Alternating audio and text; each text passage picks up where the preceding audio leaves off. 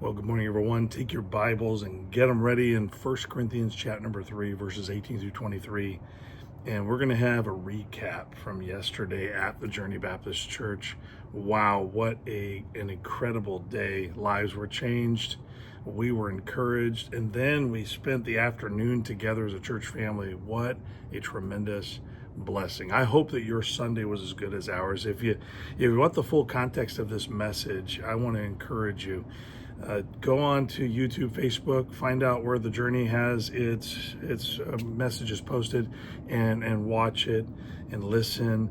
And let me just say this, the whole thing was about how you can foolproof your life. Let me read the passage to you and then just give you some thoughts as we spend some time this morning together.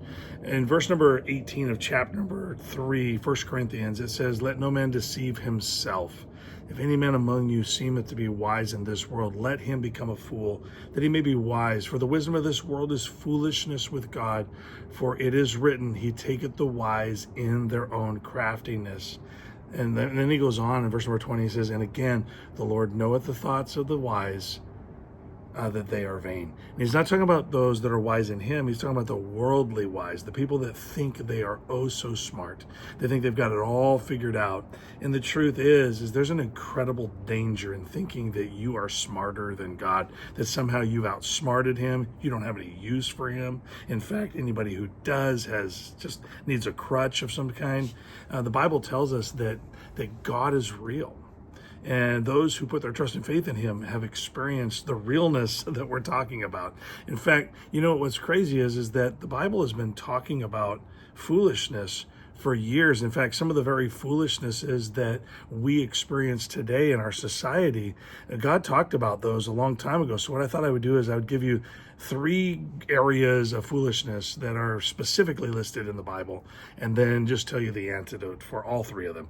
The first is the fool who says there is no God. Psalm 14:1 says, "The fool has said in his heart, there is no God." The second is the fool that mocks sin. Proverbs 14:9 says, "Fools make a mock of sin, but among the righteous there is favor." And so I think that if you were honest, you would say that our world mocks sin, a sin that's recorded in the Bible. It makes all those things seem like they're no big deal and that God doesn't care, or God is unable to do anything about it.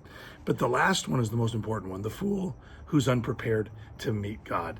And that's the one I want to talk about right now, because I think those people are living their lives thinking they got all the time in the world. They're having the time of their lives, making themselves famous, making themselves known, making themselves comfortable, enjoying the pleasure of this world. And they're not spending any time with their relationship with God.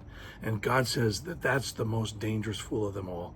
It's the one that thinks they've got plenty of time, and then their account is called into question immediately. And so I want to encourage you, put your trust and faith in Jesus today. Don't delay. You have no guarantees of any tomorrows. And so you never know. Tomorrow's decisions might take you so far from the Lord that you never look back. So don't let this life be known, or don't leave this life being known as a fool who chose their own wisdom over the Lord's. Choose the Lord. He is the greatest wisdom that you can ever have and ever use. Enjoy a great start to your week.